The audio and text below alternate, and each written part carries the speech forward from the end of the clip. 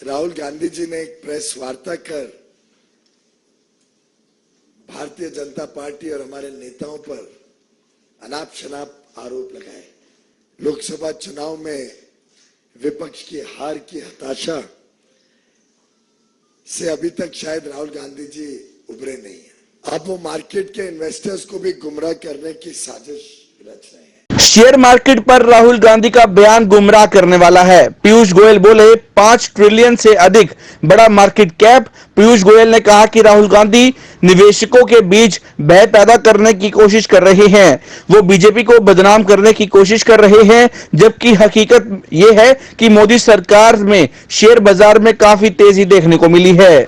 भारत की stock market भी ठीक है।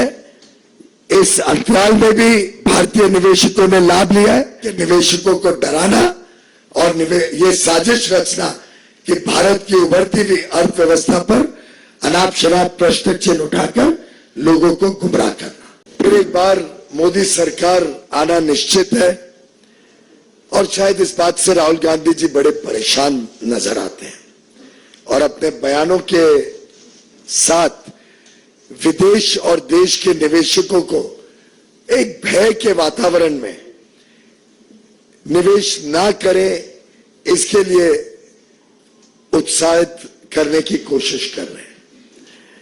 हम सब जानते हैं कि इक्विटी मार्केट अलग अलग समय पे चुनाव आ रहे हैं तो चुनाव के हिसाब से अलग अलग आंकड़े जब रिजर्व बैंक पेश करता है, अलग अलग विकास के आंकड़े जब आते हैं, उसके हिसाब से इक्विटी मार्केट में बदलाव होते रहते हैं और ये दुनिया भर में इस प्रकार से इक्विटी मार्केट चलती है।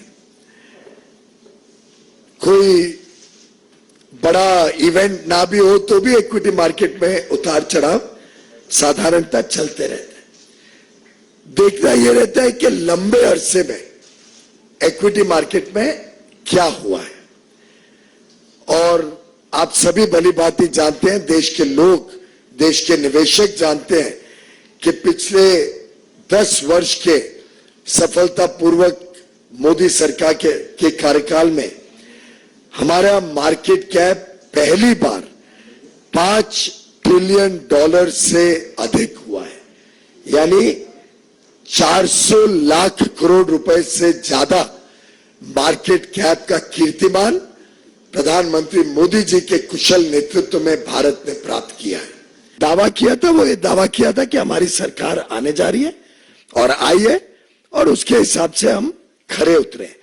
राहुल गांधी जी भी दावा करते थे, उन्होंने भी उस दिन कहा कि उनकी 295 सीटें आने वाली हैं।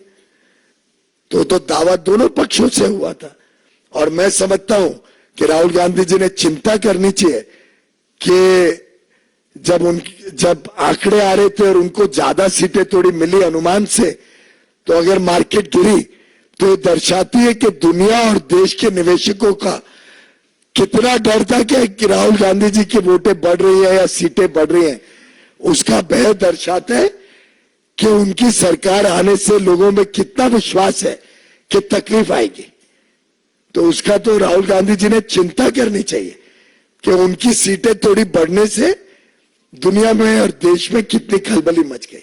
अब जब लोगों को विश्वास हो गया कि मोदी सरकार आ रही है, फिर मार्केट स्टेबलाइज हो गई और पुराने आंकड़े वापस आ गए।